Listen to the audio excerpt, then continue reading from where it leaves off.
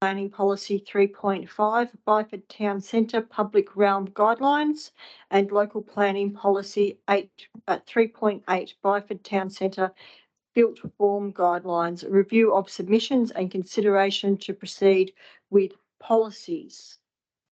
Madam President, I have a question in relation to this item. Councillor Strange. I appreciate that it's really hard to engage people over these policy kind of documents, but I just wanted to flag the current initiative. We've got some focus groups coming up in terms of Shape Our Future with the business community, with some broader community groups. I was just wondering if you saw, Director, any benefit of delaying dealing with this policy until maybe some facilitated discussion might be able to be drawn out from those focus groups in terms of, you know, whether it's business considerations in terms of form and you know, how they want their town centre to look and feel, how community members, maybe interest groups, disabled people, whatever. Yeah, if we can just generate some more input into it, because I think there was not a single sort of community submission to what is quite an important policy in the town centre. Policies. Director. Yeah, thank you for the question and through Madam President.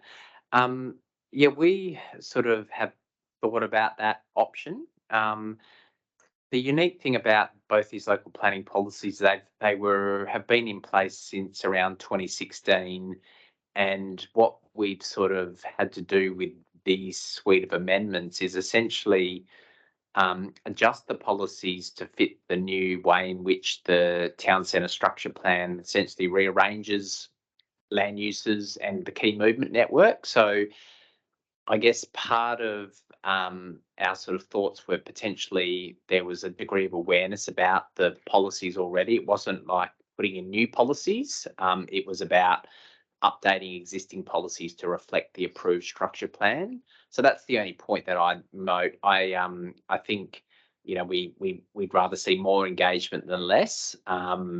The outcomes of the engagement in this case, they were predominantly referral authorities, with one community submission on universal access, which was a good submission to receive. And we did promote it through the normal avenues, but yeah, just noted that the feedback from businesses wasn't necessarily as we would expected. Just one follow-up question in relation to the recommended reduction in I think it's road reserve width 35 to 30 metres. In terms of the design changes that will flow from that, will that act as any hindrance to reduce street activity in terms of widths of verges and things like that? It seems like we've very much responded to the PTA directions in terms of the street design, but just wondering if it does create kind of more limited opportunities for you using street verges, that sort of thing. Yeah, thank you for that question also. The 30-metre road reserve in lieu of 35 metres was I guess looked at in partnership with our engineering team. Particularly the San Simeon Boulevard section, sort of Abernathy Road is somewhat of a moot point because we've sort of built it to accord to the 30-metre reservation. The San Simeon will have a single carriageway in either direction, so the 30 metres still gives a really good boulevard effect. So I guess ideally, central tree corridor as well as tree avenues on the verges would be sort of how we would envisage that 30-metre road reserve still being able to provide for movement of people, cars, bikes, but also importantly for the pedestrian realm, making sure it's very shaded, addresses the urban tree issue, particularly in our town centre, which apart from the George Street road reserve, we don't really have a lot of trees in that section. So we're the 30 metres still allows for those sort of things to be achieved. Thank you, Director. Thank you, Madam President. I'm happy to move the officer's recommendation. Thank you, Councillor Strange. Can I please have a seconder? Thank you, councillor Bias. Is there anybody opposed to this motion? Motion is carried unanimously. Item 10.1.9 West Mundijong Industrial. Madam President, could I propose an alternate motion? Councillor D'Agostino, can you please wait for me to finish reading out the heading of the item instead of butting in? Item 10.1.9 West Mundijong Industrial Area Outcome to Discussion Paper and Forum. Councillors, we have two alternate motions before us. The first of them was received from Councillor Strange this afternoon. Councillor Strange, do you wish to move your alternate motion? Thank you, Madam President. I would like to move my alternate motion distributed earlier today. Sorry, Madam President, can I ask a question? I just wonder. Councillor Coles? Yes, I am sick of councillors butting in, trying to outdo each other. There has been an enormous amount of time for councillors to submit their alternate motions. Councillor Strange submitted hers first today. Councillor Strange's motion is on the table. Can I please have a seconder for Councillor Strange's alternate motion that she has put forward? Madam President, can I please ask what the standing orders say in relation to this? It states that councillors will put their hand up and it is up to the presiding member. That in the context of, I mean, I put my hand up. Does it matter the fact that you feel I interrupted you? I put my hand up first. You have interrupted me. You have not just put your hand up, you have interrupted. I have taken Councillor Strange's alternate motion. I am now calling for a seconder for her alternate motion. Can I please have a seconder for the alternate motion we have before us? Thank you, Councillor Bias. Is there anybody opposed to the alternate motion put forward by Councillor Strange? Thank you, Councillor D'Agostino. Councillor Strange, would you like to open debate, please? Thank you, Madam President. I'd just like to highlight the extent of the changes that my alternate motion poses in relation to, or when comparing it with the officer's recommendation. It is a single change to one of the conditions, being condition 3, and rewording that condition, that the Chief Executive Officer write to the Westport CEO and Chair requesting they deliver an update briefing to Council at the earliest opportunity to advise Council regarding all aspects of the freight and logistics landside study that was commenced in October 2022. In making this request, the Council seeks a briefing on the following questions. Would the progression of option 3 negate completely or delay significantly the need for an intermodal terminal at West Mundijong Industrial Area? 2, what are some of the examples that can be used to understand the scale of a logistics hub as is currently being investigated as option 3, particularly in terms of land area required, nature of density of employment generated, level of utility service infrastructure required, and transport network requirements to adequately support this option? 3, what are the options the state is investigating in terms of planning and land assembly requirements associated with option 3? 4, what, if any, investigations are currently being undertaken in relation to the future of Rowley Road in terms of its future function and associated design specifications? Madam President, at the briefing that I was unlucky enough not to be able to attend on the West Mundijong industrial area, a significant new option in terms of landside logistics was presented on screen. And I think that the Shire needs to get on the front foot immediately and understand the nature of the option that they are currently investigating. I don't think delaying until the point that the report is issued in the middle of 2024 is an acceptable or responsible way to deal with the situation. We need to understand this as soon as possible. From the initial indications, it is a major change to the options that have been looked at previously, may undermine West Mundijong significantly in terms of its timing and how it's clustered, what its focus is. and the potential area in Oakford that might be affected by the major logistics hub, which is currently not entertained as any in any planning document that we've got in terms of our local planning framework or the state planning framework, as far as I'm aware. So I think we can't afford just to sit back and not understand what's potentially coming for us next year. Thank you, Madam President. Thank you, Councillor Strange. Councillor Bice, would you like to speak or reserve? Reserve, thank you. Thank you. Councillor D'Agostino, would you like Thanks, to Madam speak President. against, please? A couple of points. I think to say that the report will be delivered in mid-24 is not factually correct. If we go to page 152, it's the business case, and those of us that have been involved in these matters will know the difference between a business case and a report. The business case follows after the report, and the business case is the detailed analytical economics sort of supporting it. So I think to say that we'd be waiting till the end of mid-2024 is not correct. My understanding from what I've seen is it's going to be, there might even be something as soon as mid this year. So I think from a timing perspective, I would be foreshadowing an alternative motion, which is basically based on the officer's motion, but without the reference to paragraphs 2 and 4, I think it was. Yes, so I'd be retaining paragraphs 1 and 3, and I believe that those paragraphs will achieve the objective that we want, that are important for our community now, for our ratepayers, without spending a lot of Shire officers' time and further money and ratepayers' money on pursuing these potential options. Thank you. Madam President, could I ask the Director a question just in relation to the date provided on page 152? I wasn't of the understanding from looking at the Westport website that it was the supply chain report that was due mid-2024. Can I just get that clarified? Thank you for the question.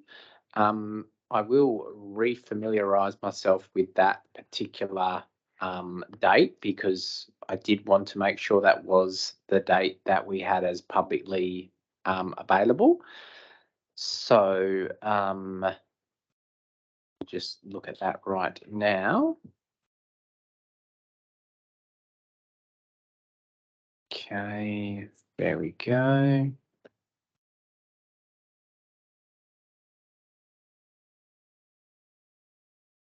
So the on 28th of October 2022, it references the supply chain design project commencing. And the last sentence of that web page is the supply chain project will provide key inputs into Westport's business case expected in mid-2024. Yeah. So I think it's even more pressing that we get onto it.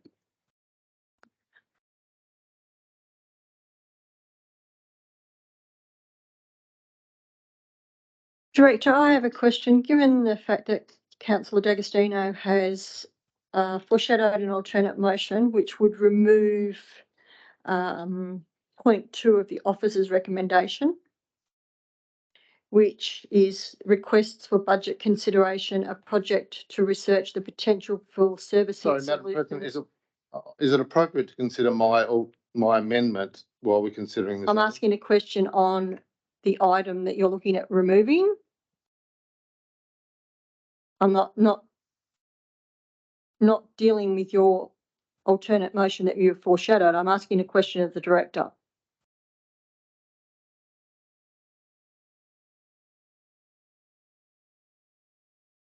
It's looking at the potential for servicing solutions for the West Mundijong industrial area and the Shire's Lot 500 Webb Road property. No matter what happens with Westport, am I right in my understanding that the Shire is still going to have to do significant work in looking at the servicing solutions for headworks for both West Mundijong and Webb Road? Thank you, Madam President. Yes, they are both prerequisite elements to be able to realise upon full development of those sites. Thank you.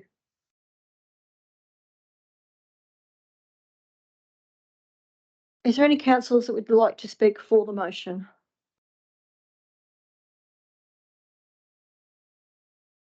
Councillor Strange, would you like to close, please? Thanks, Madam President. I would just reiterate my view that it is absolutely imperative that we understand the implications of their current investigations as soon as possible, so that we can get on the front foot in, I guess, adequately addressing potential negative impacts for our Shire community. Thank you. Thank you, Councillor Strange. All those in favour of the motion? 2, 3, 6. All those against? Motion is carried 6-2. Thank you, councillors. Minute Secretary, can we please have the votes recorded at the request of Councillor Bias? And Councillor Strange, we'll need a reason for the difference for the officer's recommendation for the minutes, please.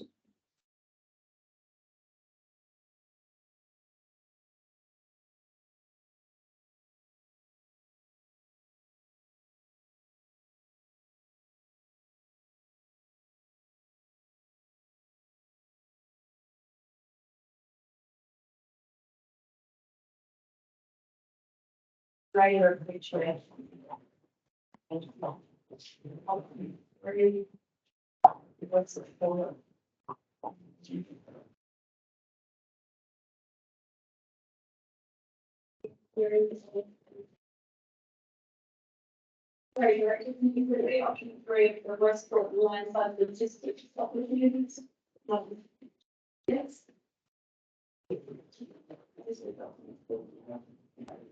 Just pull that up.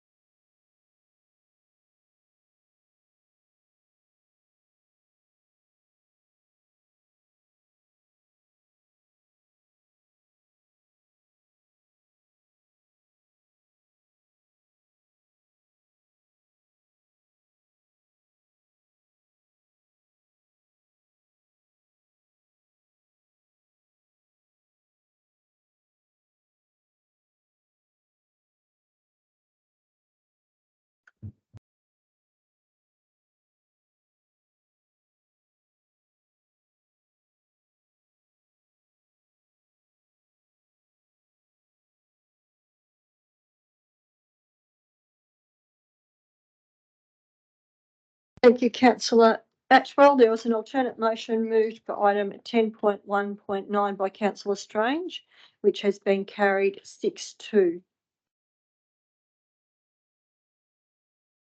Item 10.1.10, draft Shire of Serpentine Jarrahdale CAT Local Law 2023. Can I please have a mover for this motion? Thank you, Councillor Duggan. Can I have a seconder, please? Thank you, Councillor Bias. Is there anybody opposed to this motion? Motion is carried unanimously. Item 10.2, Infrastructure Services Reports. 10.2.1, Keenan Park Recreation Precinct Management Order Amendment. Can I please have a mover for this motion? Happy to move. Thank you, Councillor Strange. Can I have a seconder? Thank you, Councillor Strawtons. Is there anybody opposed to this motion? Motion is carried unanimously. 10.3, Corporate Services Reports. 10.3.1, Confirmation of Payment of Creditors, February 2023. Can I please have a mover for this motion? Thank you, Councillor Bias. Councillor Duggan, you happy to second? Thank you. Is there anybody opposed to this motion? Motion is carried unanimously. Item 10.3.2, monthly financial report, January 2022. Can I please have a mover for this motion? Thank you, Councillor Bias. Can I have a seconder, please? Thank you, Councillor D'Agostino. Is there anybody opposed to this motion? Motion is carried unanimously. Item 10.3.3, statutory budget review. Can I please have a mover for this motion?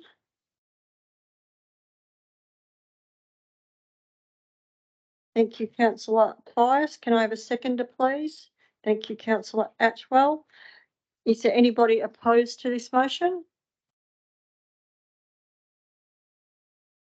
Motion is carried unanimously.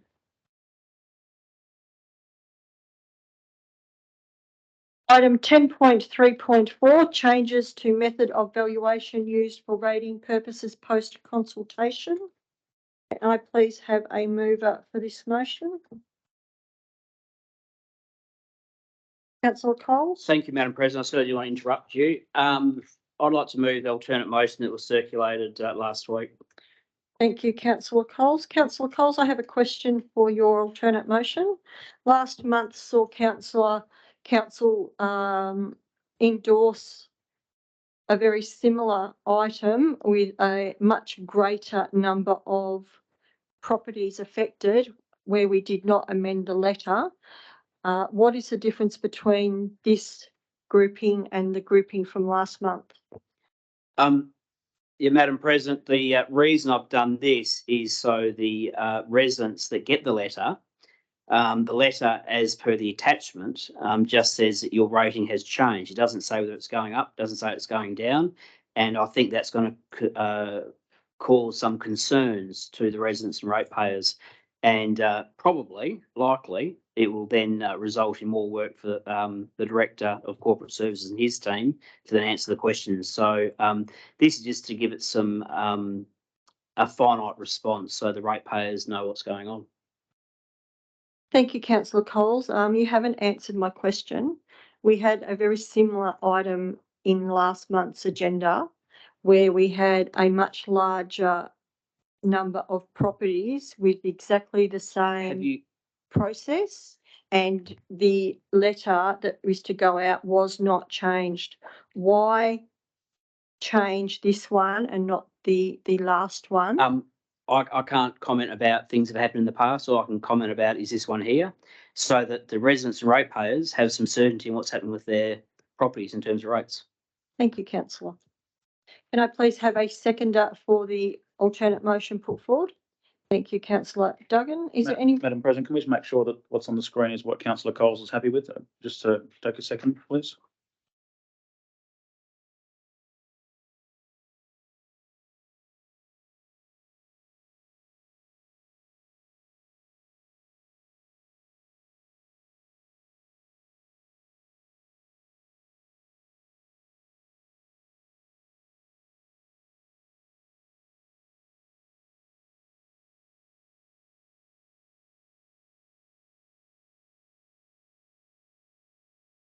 Maybe that's fine. Are there any councillors opposed to this motion? Madam President, not necessarily opposed, but I do have a question for the Director, if I may. Yes, Councillor Bias. To the Director, my memory doesn't go back quite that far. The December 16 letter, did it have a similar setup to what Councillor Coles is presenting in terms of that table? Like, is it a similar format? Identical. We cut and pasted in this case. Excellent. Thank you. Thank you, Madam President. I'll ask again, is there anybody opposed to this motion? Motion is carried unanimously. Councillor Coles, we need a reason from the difference of the officer's recommendation, please. Just to give some certainty to the ratepayers. Thank you.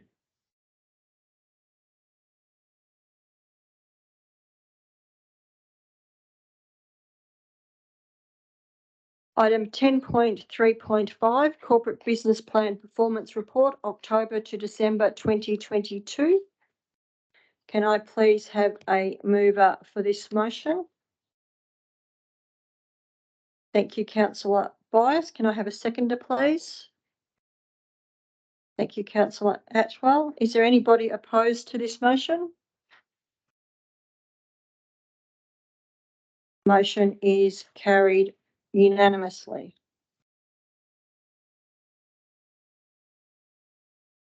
Item 10.3.6, arrangements for the 2023 ordinary local government elections. I have circulated an alternate motion to councillors late this afternoon.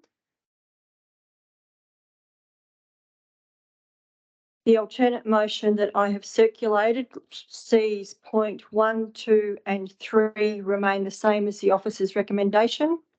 It changes point 4 to read resolves that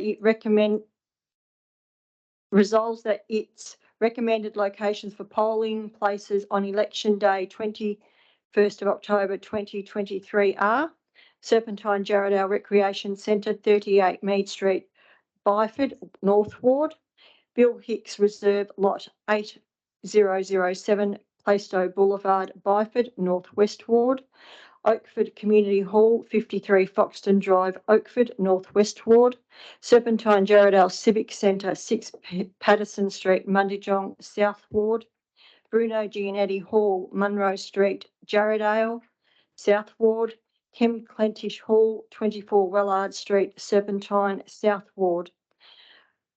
Point 5 will read resolves that the Shire's recommended locations for the issuing of early ballots are Serpentine Jarrahdale Recreation Centre, 38 Mead Street, Byford, North Ward, Bill Hicks Reserve Lot 8007, Plaistow Boulevard, Byford, North West Ward, Oakford Community Hall, 53 Foxton Drive, Oakford, North West Ward, Serpentine Jarrahdale Administration Building, 6 Patterson Street, Mundijong, South Ward, Serpentine Jarrahdale Civic Centre, 6 Patterson Street, Mundijong, South Ward, Bruno Gianetti Hall, Munro Street, Jarrahdale, South Ward, Kim Clentish Hall, 24 Wellard Street, Serpentine, South Ward.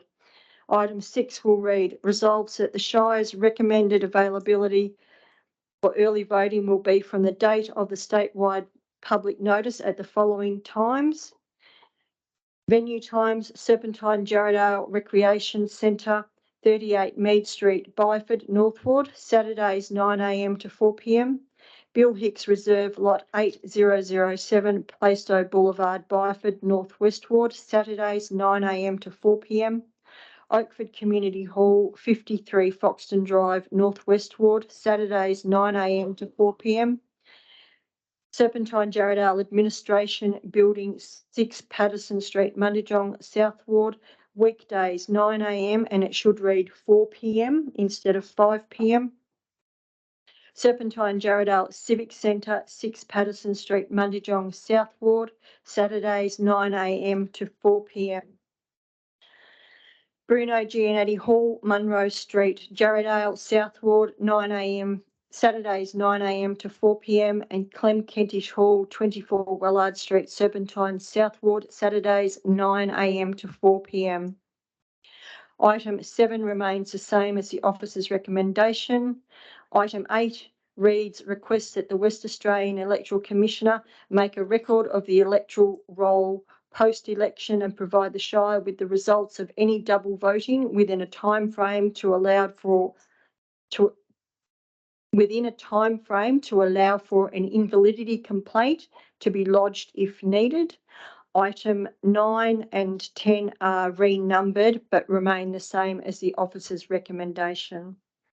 Can I please have a seconder for this motion? Madam President, can I just ask a question just to clarify what you mean by double voting? With in-person votes, Councillor Mack, the Electoral Commission do not ask for identification, and somebody, if given that they were that way inclined could attend more than one polling place and vote more than once in the election. Can I please have a second? Sorry, Madam President, can I ask a question in relation to that? Because I don't believe you're correct, and I think we need some guidance from the manager of governance. Those of us in the room that have been exposed to an in-person election, when you go in and vote, you get your name ticked off. If you then go and vote again with that same name, you cannot vote. So Councillor Coles, how do they know that you can't vote if you move from one location to another? Because there's a thing called a computer and the internet, and the systems talk to each other. And if Rob Coles walks in and says, "My name is Rob Coles," I'm then struck off the list. I then go to another voting place, and Rob Coles cannot vote because he's already voted and his name is off the database. Thank you, Councillor Coles. Manager of Governance, do you have anything you wish to add? So I'd be basing this experience. So I'd be basing this experience on the conduct of the fresh election that was held in the North Ward last year. In that case, the technology that the Western Australian Electoral Commission employed was an access database. It was not an online database. It was not uploaded to the cloud. So effectively, each of the electoral databases were offline. In the case of the fresh election, there was a database that was in early voting was available at the Byford Library and one at the Administration Centre.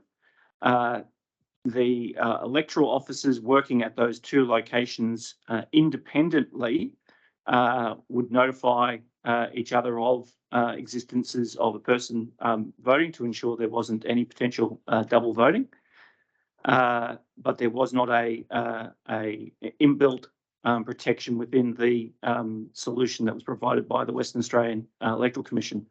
At the conclusion of the early voting period, the Western Australian Electoral Commission did a check and does a check to reconcile all the names off the electoral roll prior to uploading that to the access databases that were used on count day. On count day, while there was one polling place, it is much easier to ensure that there is not instances of multiple voting, because effectively the same returning officers or the same electoral officers are operating in that one venue the entire time. Whether the Electoral Commission proposes or has got a different approach to conducting in-person elections is not something that I know of. Thank you, Mr. Parker. Can I please have a seconder for the motion? Sorry, Madam President, can I ask a couple of questions? Oh, sorry, I do apologise. I think That's all right. You go. just to the unfortunately, I suppose it's always a risk with late motions. You don't have enough time to go into the detail. Perhaps the manager of governance would know. This motion has been put forward as an alternate motion. It seems like there's numerous polling places. Is there a cost associated with each polling place? And if so, how much? So what the both the officer's recommendation and the alternative that is presented tonight talks about the fact that with an in-person election that is operating multiple polling places, it is recommended that a Western Australian Electoral Commission electoral officer be appointed at a cost to oversee the operations of that polling place. And that's the case in both the officer's recommendation and in the alternative presented tonight. The rationale for that is that one, there's a lot of queries that come to the electoral officer on the day, particularly about signage and other matters, and also because we'll be operating for the first time with optional preferential voting. In respect to the cost associated with that, in both the officer's recommendation and the alternative, the proposal is that we would be writing to the Electoral Commission to ascertain what those costs are, and would then allow council to make a determination about whether to go forward with that at a later date. The costings that are provided in the report are based on not based on the actual on the officer's recommendation of polling locations, nor on the alternative that is based on what the Electoral Commission would provide as a minimum. And as noted in the officer's report, any additional polling places other than effectively one polling place would come at an additional cost to what is presented in the officer's report. Thank you, Mr. Thank you. Parker. Can I please have a seconder for the motion? Madam President, can I just ask a question in relation to the venues listed for the North Ward? I'm just wondering if there should be a notation on there of some sort, an asterisk or something that denotes if required, given the current position of council is that the North Ward residents and ratepayers aren't provided with an opportunity to elect who they would like to see represent them. So you would like to make an amendment and include?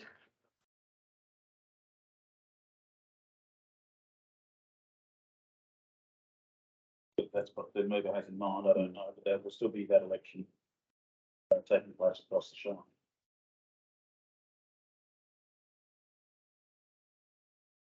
Thank you. Can I please have a seconder for the motion? Thank you, Councillor Atwell. Is there anybody opposed to the motion? Thank you, Councillor Coles. Madam President, may I ask a question, please? So I'm just confirming, basically there's more sites, but rather than 3 sites that are open during the week, and on the Saturday, what this alternate motion suggests that there's only actually one place that's open weekdays, and that's the administration building in Mundijong. Is that the intention? Yes, Councillor Duggan. Right, thanks.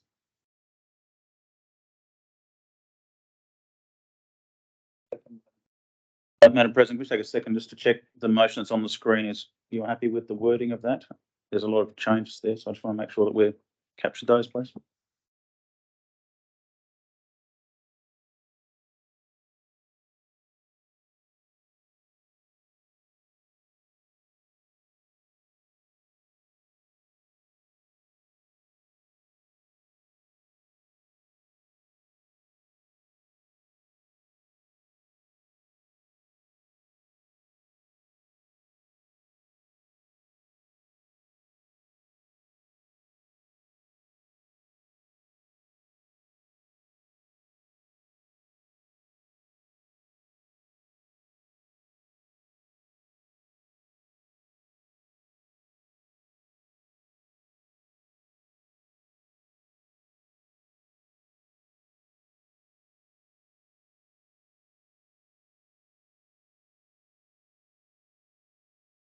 Yes, thank you.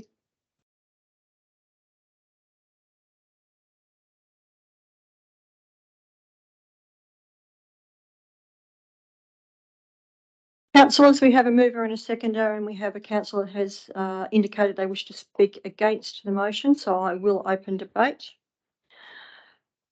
When this item was published in the agenda, I went away and I looked at it, and what I saw was an inequity in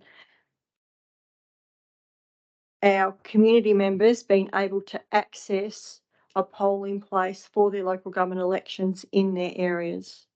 I find that to be an extremely important point, that we need to be able to have our community members access a polling place in their local area, and to leave Jarrahdale and Serpentine out of that equation and have their communities not able to access and have to travel, I don't think it is well thought out. The reason that I have put forward that the majority of pre-polling is a Saturday is that in the original motion put forward by the officers, anybody that worked during the week would still not have been able to make it to a polling place given the hours of operation. And given if somebody worked a Saturday morning, the hours of operation on a Saturday morning would have not allowed them to access a polling place either. So with having the polling places on the Saturday open from 9 a.m. to 4 p.m, it allows the majority of people to be able to access pre-poll if they choose to. And along with that, it also has the option and the ability for people to be able to attend the Shire offices Monday to Friday between 9 a.m. and 4 p.m. to be able to vote if they choose to access the polling place in that way. The times and the polling places have been set up so that there is continuity across them, so there is no confusion for our community of where they need to go and vote, so that it is a simplistic method so that everybody has the same information. My expectation that there will be a thorough communication engagement map that comes back to council at a time in the future for this election. We'll see that we will be able to inform people if they still wish to have a postal vote and they wish to apply for a postal vote, that they have the opportunity to do that. In-person local government elections are notorious for having extremely low voter turnout. We need to have our community use its voice, and we need to be able to give them every opportunity so that they can turn out and they can vote. This is not about the councillors that sit here. It is not about the future councillors. This is about our community and giving them the opportunity in the best possible way that we can for them to be able to turn out and have their voices heard and use their vote. Thank you. Councillor Atwell, would you like to speak or reserve? No, I'll speak. Thanks, Madam President. I say I agree entirely with what you said. I was going to say some of that myself. I believe that the more people we give a chance to vote, the better. As you said, they are extremely poorly. The voting output is extremely poor. So the more chances we give to people, the better. There may be some slight cost, but hey, if we're encouraging more people to vote and having a more democratic say, well, I think it's a good idea, and I don't know that there is any extra cost either, or what it is. And as you said, the more people that have got a chance to vote, by far and away the better. And we're all about open and accountability. And you can't be much more open and accountable than providing people with as much chance to vote as possible. Thank you. Thank you, Councillor Atwell. Councillor Coles, would you like to speak against now? Thanks, Madam President. From the outset, I hear the comments that have been put forward in support of this alternate motion. What I will say from the outset, I echo the comments made by someone earlier that there has been an increase in alternate motions at the last minute. This is a very, very important issue, and to have this circulated at the 11th hour, I think is inappropriate. That said, I support in-person elections. And certainly with the issue of fraud we've had, and I would certainly submit that fraud that's been experienced in this place certainly wasn't a one-off in 2021. And I think it's fairly clear to say there's other instances in the past. I won't take that any further. But what I will take further is the comments that have been made. It's not about councillors, that's correct. It's about the community. And I think it's really important that we're prudent in our money. I like the idea of more places being accessible for ratepayers to vote, and certainly we should do all that we can as councillors to encourage people to vote, especially in person. However, when we look at the location of all these proposed locations on the alternate motion, I'd hate to think what cost it's going to be, especially on a Saturday when you need to play overtime. We're going to open the admin building here on a Saturday morning. 9 a.m. to 4 p.m. and I don't know what the hourly rate is of a staff member to sit here all day. It would have to be more than one staff member. It'd have to be at least two. It would also then have to have a representative from the Australian Electoral Commission. And whilst it'd be nice to live in La La Land and think that the Australian Electoral Commission will turn up here and do a free service, they won't. We would need to pay the wages of the staff from the Electoral Commission. And I think the point that's been made previously is a salient point. And that is those of us who have lived this, there are numerous questions, numerous issues the returning officer has to deal with. I can just imagine their role if it was expanded to include all these extra places. The other thing that I note is in relation to paragraph 4, and again, people can make their own assumption up about this. I certainly won't cast any dispersions. But certainly when you look at paragraph 4, 50% of the locations are in the South Ward. 50% of the voting locations are in the South Ward. Interesting. When we look at paragraph 5, 57%. 57% of the voting locations are in the South Ward. I wonder who's up for election from the South Ward. It's a comment that I'll make. When we talk about other locations, we talk about the rec centre. That is busy on a Saturday morning. That is being used by sports. I don't know whether there'd be a venue there available for people to vote from 9 to 4. And the comment that was made about North Ward, well, let's be fair. You know, it would make sense to have locations in the North Ward because people, they may live in the South Ward, but they can still vote at a polling place in the North Ward. It's the same as a state or federal election. If you live in the seat of Curtin, you can still come down and vote down here in the seat of Canning. Okay, so we don't. Why should we disadvantage people who live in the North Ward, or people who want to go to the North Ward and go to the shops on a Saturday morning? Shouldn't there be somewhere easy for them to access? Perhaps somewhere that we've used previously that people went to vote because they know it's a voting place. Perhaps the Shire of Serpentine Jarrahdale Library would be a good place to have early voting and to vote on election day. But of course, that's a matter for council. I also acknowledge that this is only a recommendation and it has to be agreed to by the Australian Electoral Commission. So whilst I was of mind to move or to foreshadow the officer's recommendation, I just wonder whether we should do a policy concept forum as councillors. Heaven forbid we actually sit down and discuss things instead of the last minute, 11th hour machinations that seem to happen in this place, where motions are circulated at the last minute without any rationale and without any option for us to actually digest and understand what this means. My concerns are the cost to the ratepayers. My concerns are the cost to the staff. My concerns are the Australian Electoral Commission, whether they would agree to this.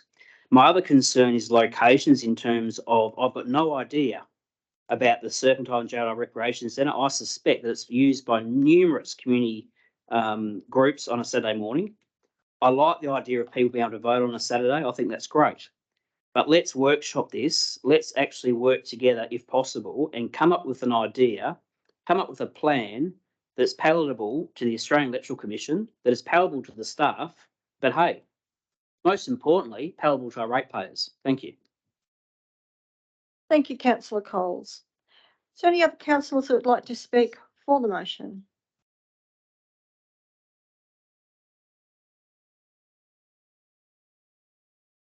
Madam President, might I ask then to Councillor Coles's point, should we put to the table a motion to defer to PCF this item?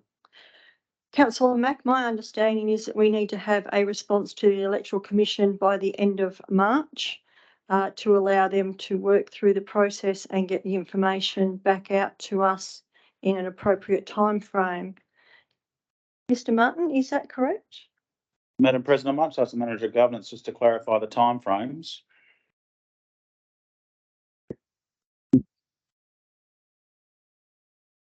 So, as indicated in the officer's report, the Minister for Local Government has written to local governments, asking local governments to make arrangements as soon as possible with the Western Australian Electoral Commission, given the complexities associated with the 2023 local government ordinary election.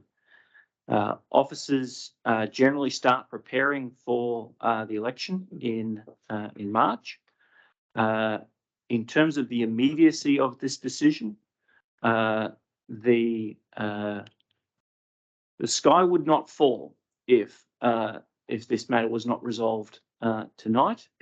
But there are reasons why this officer's report has been presented to this meeting, and they're outlined in the officer's report. Thank you, Mr Parker.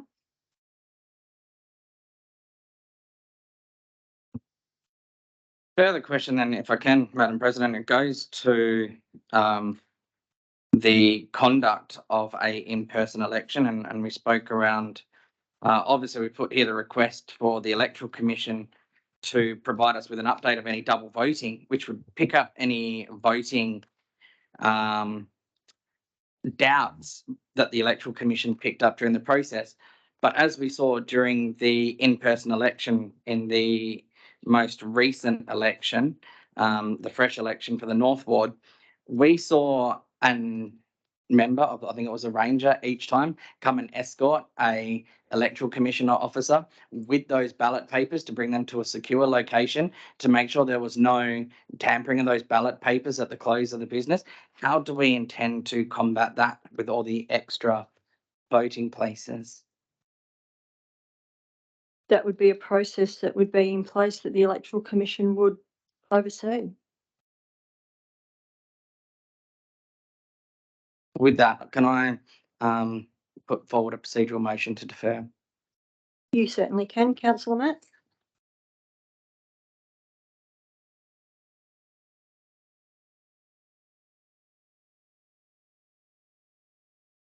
Can I have a seconder for the procedural motion, please? Number of procedural motions what Mac is referring to. Okay. Councillor Duggan, Councillor Mack needs to be able to state which one. It's 310(6)(b).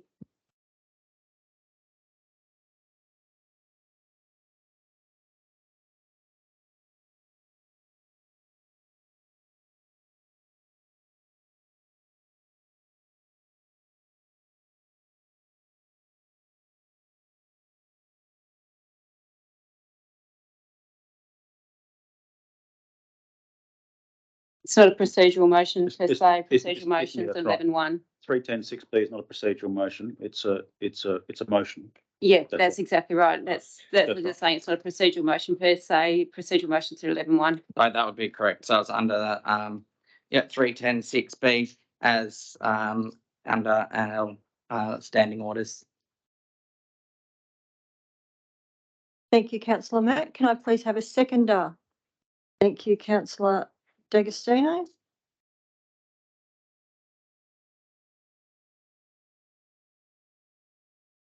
Wish to defer consideration of the motion to a later stage of things.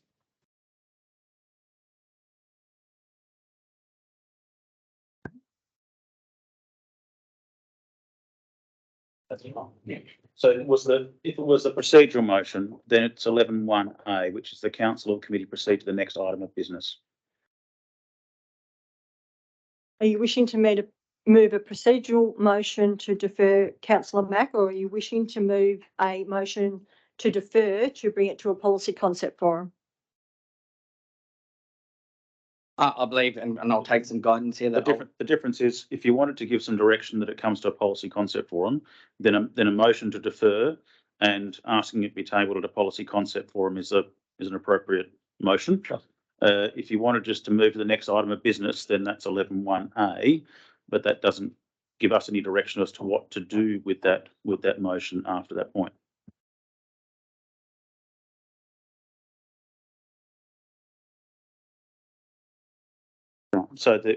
And you also can't move a motion to defer while there's a live motion on the table. So the procedural motion, I know it very technically, the procedural motion moves to the next item of business, which can be considered and moved and considered whilst there's a live motion.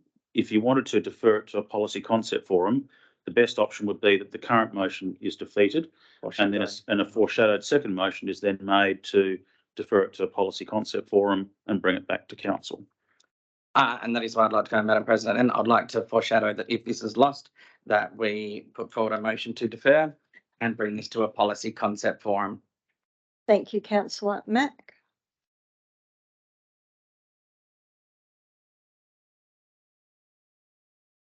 Are there any other councillors that would like to speak for the motion? No other councillors wish to speak for the motion. I will close.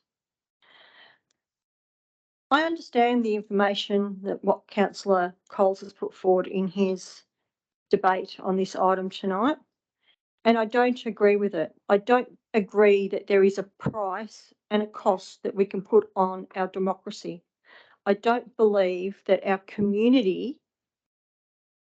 should be hindered in their ability to have their voice heard and be able to vote.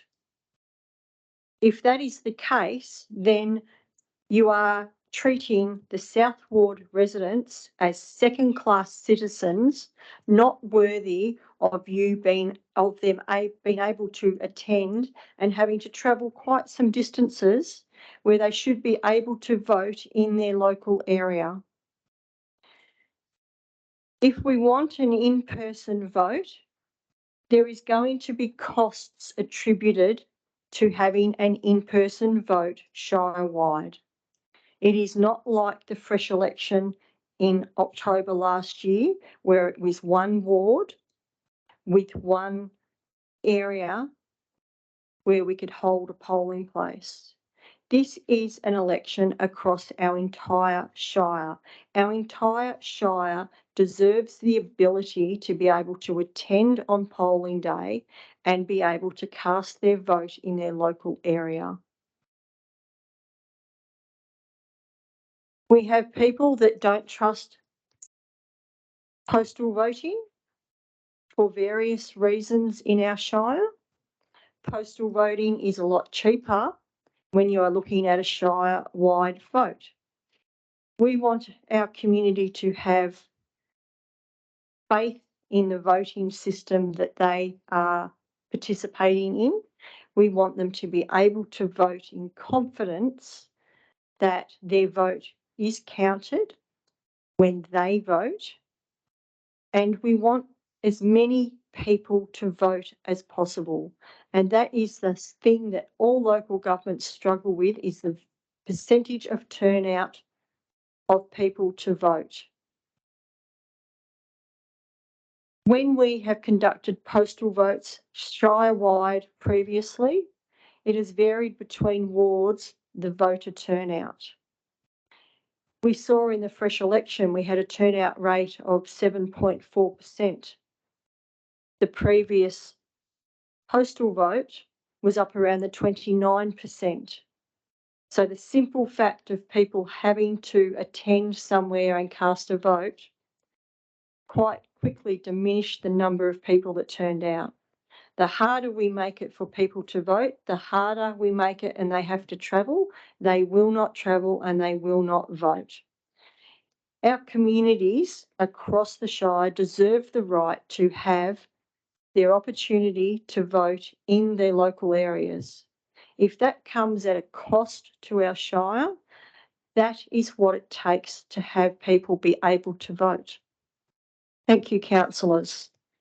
Sorry, Madam President, can I ask a question? Where did you get that information that it's actually more expensive for an in-person election? Because the information given to us by the officers on page 226 actually has post-election costing 124,000 and a vote in person costing 105,000. So can you? Yes, Councillor Coles, for very limited polling places. So if we're going to add further polling places to enable people to vote in their local areas, my assumption would be that it will cost more.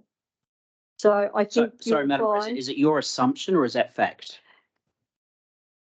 Take it as my assumption, Madam Councillor President, Coles. point of order, I'd take the Manager of Governance guidance on it, but I'm fairly certain we're not allowed to have questions or any further debate after the closing statement. Thank you, Councillor Bice. You are right. Thank you, councillors. All those in favour of the motion before us? 2, 3, 4. All those against? Talking and laughing in the back of the chambers to be quiet, please. Thank you. Thank you, Councillor Atwell. Can the public gallery please remain silent? Sorry, Madam President, I don't think there was allowed any questions after debate, as per the standing rules that Councillor Bice just raised.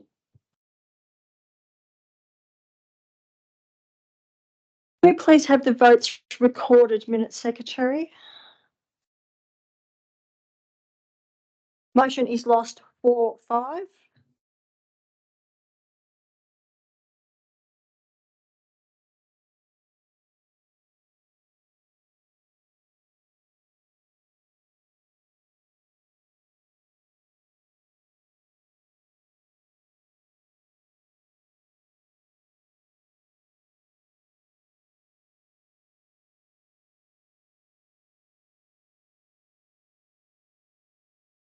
Madam President, I'd like to put forward my foreshadowed motion. Thank you, councillor Mack.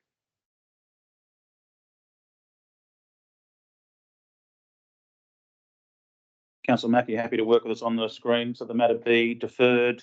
Do you want to take it to a policy concept forum and then represent it to council? Would that be Correct, yes. be deferred to be considered at a policy concept forum prior to being represented to council? At the April OCM, I think. The April OCM?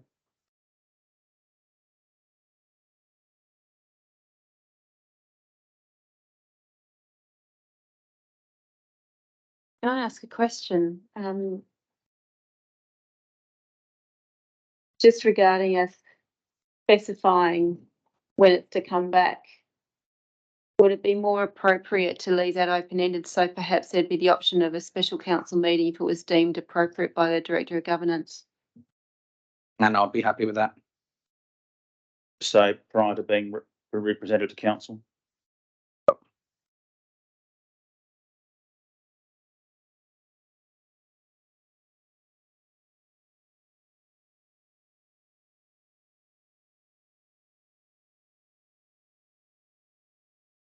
Councillor Mackey, happy with that wording?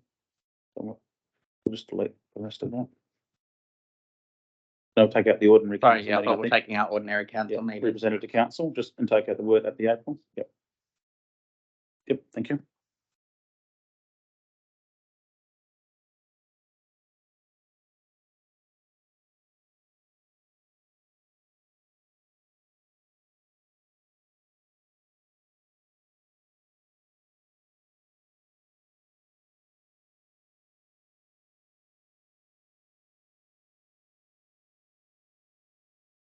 Back to council.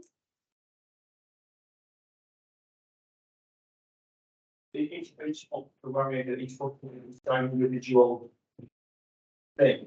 So we're not presenting this report back again because that would be tripping over some other conventions in the act. So if I could go there. I'm happy with that wording. Can I please have a seconder for the motion before us? Thank you, councillor D'Agostino. All those, is there anybody opposed to this motion? Motion is carried unanimously. Councillor Mack, we do, it's pretty straightforward, but maybe you're happy to give a reason for the difference in the officer recommendation, please. To allow some councillor consultation to give proper consideration to the agenda item.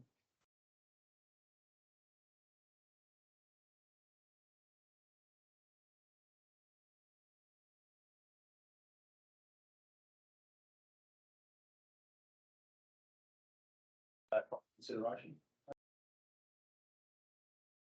On that. The agenda item, yeah. No. Thank you. Thank you. Item 10.3.7, revised electronic meetings policy. Can I please have a mover for this motion? Thank you, councillor Byers. Can I have a seconder, please? Thank you, councillor Strange. Is there anybody opposed to this motion?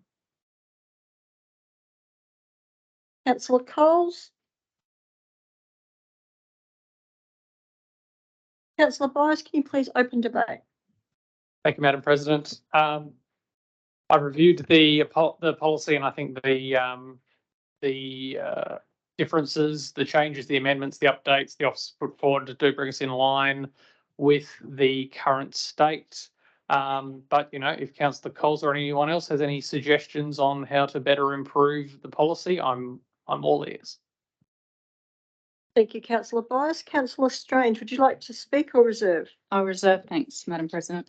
Thank you, councillor. Councillor Coles, would you like to speak against? Yeah, thanks, Madam President. Similar to the previous motion, I think this should come to a policy concept forum. I think we as council should discuss these things openly with transparency. Thank you. Thank you, councillor Coles. Is there any councillor that'd like to speak for the motion?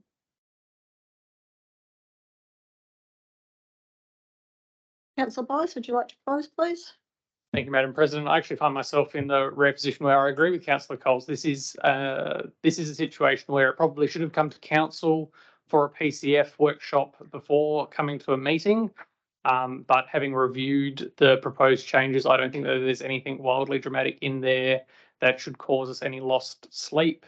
And I would make the argument that there's no more transparent place to do it than within an open council meeting. So I'm happy, Madam President, to put this to a vote. Thank you, councillor Bias. All those in favour of the motion before us? 2, 3, 5, 6. All those against? 1, 2, 3. Motion is carried 6-3. Item 10.3.8, Council Policy Review, Election Signage, Crossovers and Fireworks. Can I please have a mover for this motion?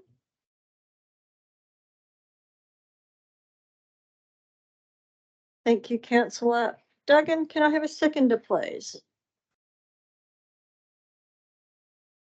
Thank you, councillor Bias. Is there anybody opposed to this motion? Madam President, not opposed, but I did want to ask a question in relation to the signage policy. Yes, councillor Strange. Am I correct in believing that some of the restrictions that were previously imposed in relation to the size of signs and also the period for which election signs can be on display have been removed? Director? Manager? Defer to the manager on this. Yeah, so effectively as indicated in the officer's report, the amendments to the policy are intended to bring the Shire into accordance with planning laws and the conventions associated with election signage, which is an area which local governments and jurisdictions right across Australia continue to face difficulties in.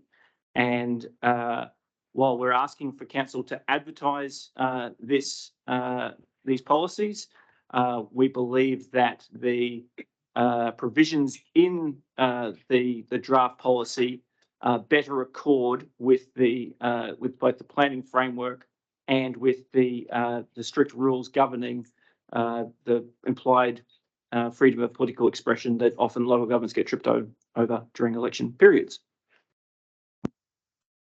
Madam President, can I move an amendment to the motion we've got before us? Yes, you can. I'd like to remove the election signage policy from being considered and have that considered at a PCF, because I do think that there are implications that should be workshopped. Thank you, councillor Strange. Do I have a seconder? I'm just get exactly what the wording of the amendment is then.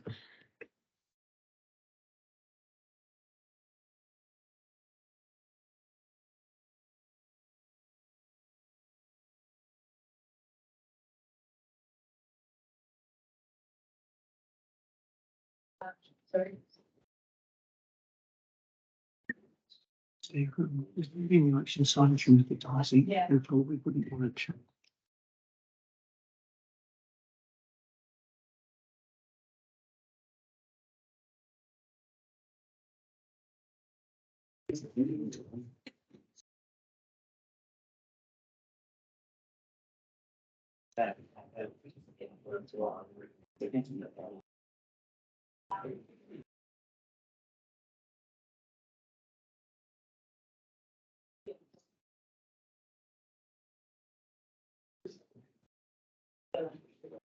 Councillors, can you please be quiet?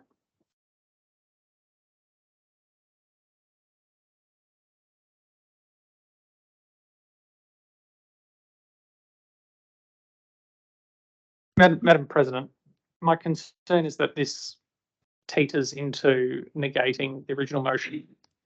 Given that on the seconder, could I ask if the mover would be happy to consent to a change to that point 1, which is requests that the CEO brings the policy to a PCF prior to it being advertised. So we're not removing it. We're just asking that it comes to a PCF before being advertised.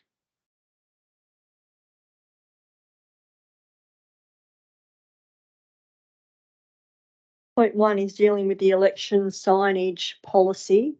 It's not dealing with the other 2 policies. Madam President, how about if we looked at an alternate motion that just took out options 1 and 2, and then that leaves 3 and 4, which talks about the fireworks and the construction of the crossovers. Perhaps that would be the easiest way to move forward with making a decision on this.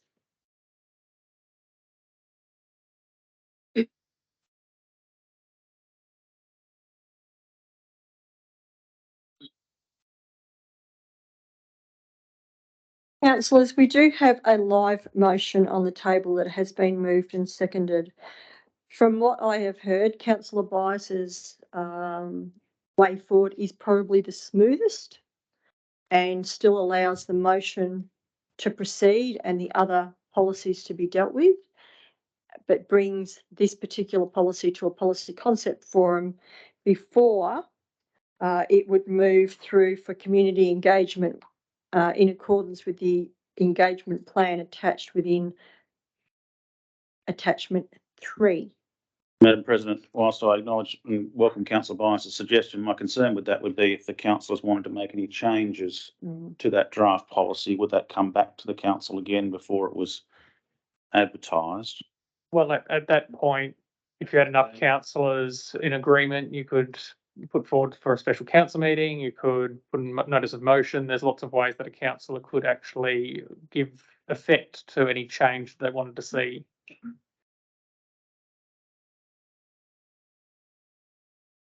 Councillor Duggan, it's up to you as the mover. Another alternative, Councillor Duggan, would be that this motion gets debated and then a new motion is moved, which might just be 3 and 4.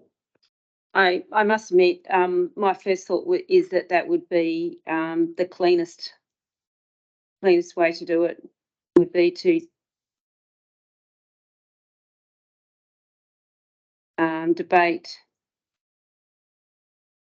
However, I can see the benefits also of Councillor Bias's suggestion too. So I'm happy to leave the option to whatever our Director of Governance and CEO think would be the best. Councillor Duggan, that's not an option. You are the mover of the motion. We need your approval to move forward if the motion that has been moved and seconded is to be changed. With that in mind, I will accept the amended motion. Thanks. But Councillor Strange has moved. Thanks. Thank you, Councillor Duggan. Councillor Bias, are you happy to accept the amendment put forward by Councillor Strange? I'm happy with that, Madam President. Thank you. Madam President, we just in the motion. Not now an amendment, it's just that it's now been moved, changed, or consented and moved in the second. And in fairness to the rest of council, the section of standing orders that allows that 10.15 does allow for any councillor to effectively veto that should they not see that as being appropriate. So, Madam President, I think it would be appropriate to extend that invitation to the rest of council. Do any other councillors have an issue with the amendment put forward by Councillor Strange? Thank you, councillors. So, Secretary, I know it's getting late and we've all been here for hours, but can we just scroll up then, please? And I guess we're changing point number 1, and I'm looking for the mover and seconder to help with the wording. So that would be maybe the words prior to the council policy on election signage being advertised, the matter be discussed at a policy concept forum. I'm happy with that, Mr. CEO. I think that leaves it open enough. If any councillor did want to pursue any changes to it through the normal mechanisms that they have available, then I think that allows for it. So I'm happy with that if the mover is satisfied. Councillor Duggan?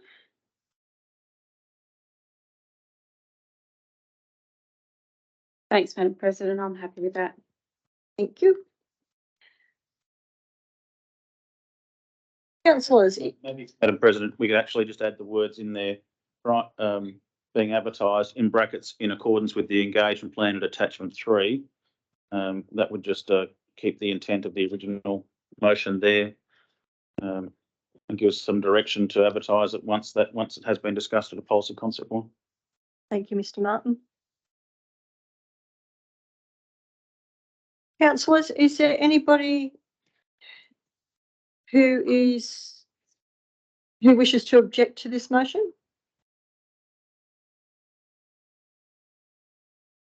Motion is carried unanimously. We will need a reason for the difference in the officer recommendation, please, Councillor Duggan. Perhaps it's just to allow councillor review of the election policy signage prior to advertising.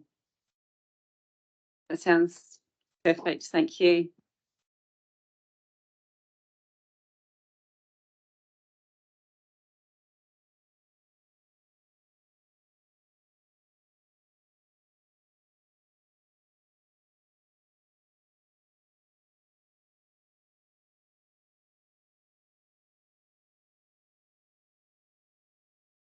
Item 10.4 is community engagement reports, of which there is nil.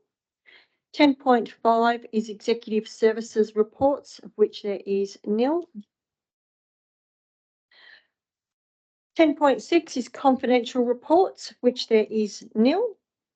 Item 11 is urgent business, of which there is nil. Item 12 is councillor questions, of which notice has been given, which is nil. That brings us to item 13, closure, and I declare this meeting closed at